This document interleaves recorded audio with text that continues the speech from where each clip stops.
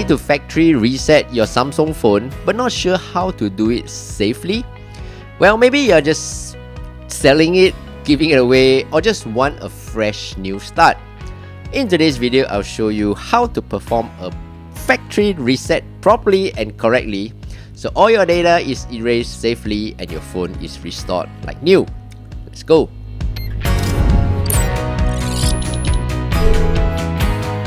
Hey, what's up everyone? I'm Steph, and in this channel, I teach you quick daily tech tips that make your life a little easier. Go to your settings on your phone.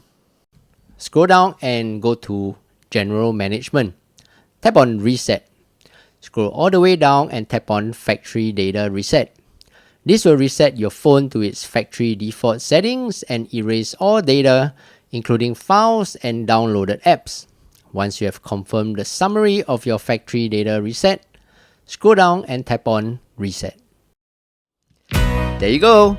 If you found today's video useful, do give it a thumbs up and subscribe to help this channel grow. Thank you so much.